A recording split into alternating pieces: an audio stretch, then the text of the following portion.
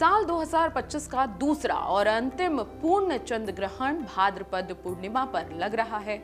यह ग्रहण 7 सितंबर 2025 की रात 9:58 पर शुरू होगा और 8 सितंबर 2025 की रात 1:26 पर समाप्त हो जाएगा। इसकी कुल अवधि लगभग 3 घंटे 28 मिनट की होगी। इस दौरान चंद्रमा का रंग लालिमा लिए दिखाई देगा, जिसे ब्लड मून भी कहा जाता है। यह ग्रहण भारत सहित Asia, Europe, Australia, New Zealand, Africa और अमेरिका के कुछ हिस्सों में भी स्पष्ट रूप से दिखाई देगा। चलिए जान लेते हैं सूतक काल का क्या समय होगा। हिंदू मान्यता के अनुसार चंद्र ग्रहण के दौरान सूतक काल का विशेष महत्व है। यह काल ग्रहण शुरू होने से 9 घंटे पहले प्रारंभ हो जाता है। इस चंद्र ग्रहण के लिए सूतक काल 7 सितंबर 2025 को दोपहर 12:58 से शुरू होकर 8 सितंबर 2025 को रात 1:26 तक रहेगा। इस दौरान मंदिरों के कपाट बंद रहेंगे और धार्मिक कार्यों पर रोक लगाई जाती है। लेकिन चंद्र ग्रहण की अवधि को गर्भवती महिलाओं के लिए अत्यंत संवेदनशील माना गया है। धार्मिक मान्यताओं के अनुसार इस समय ग्रहण की नकारात्मक किरणों का प्रभाव गर्भस्थ शिशु पर पड़ सकता है। इसलिए गर्भवती महिलाओं को कई नियमों का पालन करना चाहिए, नहीं तो ग्रहण का बुरा प्रभाव गर्भवती महिला पर पड़ेगा। अब गर्भवती महिलाओं को ग्रहण काल में क्या और क्यों सावधानी रखनी चाहिए, चलिए विस्तार से जान लेते हैं। ग्रहण काल में गर्भवती महिलाएं घर से बाहर न निकलें, क्योंकि ग्रहण के दौरान निकलने वाली किरणें गर्भस्थ शिशु के विकास पर प्रभाव डाल सकती हैं। अगर इसका पालन न किया गया तो मान्यताओं के अनुसार बच्चे में जन्म के समय शारीरिक या मानसिक दोष होने की संभावना बढ़ सकती है। ग्रहण काल के दौरान नुकीली वस्तुओं का प्रयोग न करें, जैसे चाकू, कैंची, सुई आदि। मान्यता है कि ग्रहण काल में नुकीली वस्तुओं का प्रयोग करने से शिशु पर कटे फटे या जन्म के निशान जैसे कट का दाग रह सकता है। अगर इसका पालन न किया जाए तो मान्यताओं के अनुसार कहा जाता है कि शिशु के शरीर पे स्थायी दाग धब्बे, जो कि जन्म चिन्ह कहला सकते हैं। ग्रहण के समय भोजन ना करें। जी हाँ, कहा जाता है कि ग्रहण काल में वातावरण में सूक्ष्म जीवों की वृद्धि तेज हो जाती है, भोजन जल्दी खराब होता है और उस पर नकारात्मक ऊर्जा का प्रभाव माना जाता है। अगर पालन न किया जाए तो खराब या दूषित भोजन शिशु के स्वास्थ्य पर असर डाल सकता है और पाचन संबंधी दिक्कतें भी हो सकती हैं। गर्भवती महिलाओं को ज्यादा देर भूखा प्यासा रहने के लिए मना किया जाता है।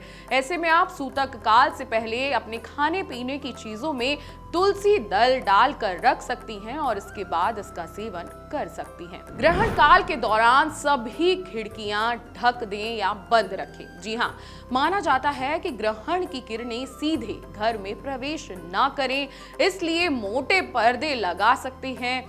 अगर पालन न किया जाए तो सीधी किरणें गर्भवती महिलाओं और शिशु दोनों के लिए हानिकारक मानी जाती हैं। ग्रहण के दौरान सोएं बिल्कुल नहीं। जी हाँ, धार्मिक दृष्टि से यह समय मंत्र जाप और ध्यान के लिए शुभ माना जाता है। सोने से आलस्य और नकारात्मक ऊर्जा का प्रभाव बढ़ सकता है। अगर पालन न किया गया तो कहा जाता है कि इससे मानसिक तनाव, बुरे सपने और शिशु पर आलस्य का असर पड़ सकता है।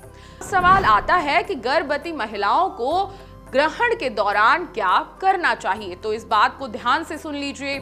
भगवान का स्मरण करें और मंत्र जाप करें। जी हाँ, ग्रहण के पूरे समय मन में भगवान शिव, विष्णु या हनुमान जी की उपासना करें। हनुमान चालीसा, महामृत्युंजय मंत्र या विष्णु सहस्त्र नाम का पाठ करें। यदि संभव हो तो ध्यान और प्रार्थना में अपना समय बिताएं। इससे मानसिक शांति बनी रहती है और गर्भवती महिलाओं को तनाव से मुक्ति मिलती है। भोजन या पानी का सेवन तुलसी पत्र डालकर करें। जी हाँ, ग्रहण के दौरान यदि भूख या प्यास लगे तो पानी या भोजन का सेवन किया जा सकता है, लेकिन उसमें तुलसी पत्र अवश्य डाल दें। तुलसी के पत्ते पहले से रखे हुए भोजन या पानी में डालकर ढक दें। ऐसा क्यों करते हैं, ये भी जान लीजिए। तुलसी को अत्यंत पवित्र और शुद्ध माना गया है। धार्मिक मान्यता है कि तुलसी पत्र नकारात्मक ऊर्जा को, सूक्ष्म जीवाणुओं को नष्ट कर देते हैं। वैज्ञानिक दृष्टिकोण से भी तुलसी में एंटीबैक्टीरियल और एंटी फंगल गुण पाए जाते हैं, जो भोजन को सुरक्षित रखते हैं। बिना तुलसी पत्र वाला भोजन ग्रहण काल में दूषित या नकारात्मक ऊर्जा से प्रभावित माना जाता है, जो मां और शिशु दोनों के स्वास्थ्य पर बुरा असर डालता है।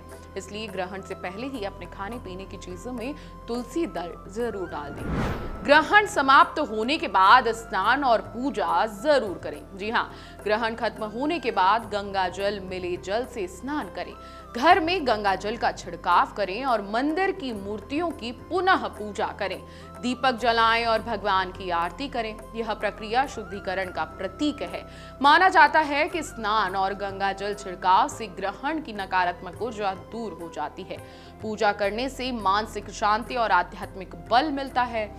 गर्भवती महिलाओं के मन में सकारात्मकता और शिशु के लिए मंगलकारी वातावरण का संचालन भी होता है।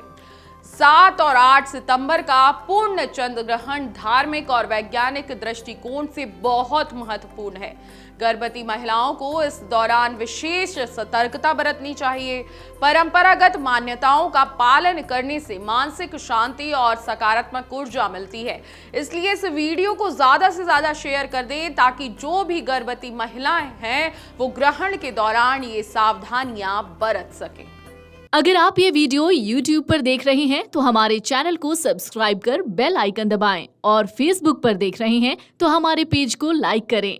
8 मिलियन प्लस सब्सक्राइबर, आपके इस भरोसे के लिए बहुत धन्यवाद।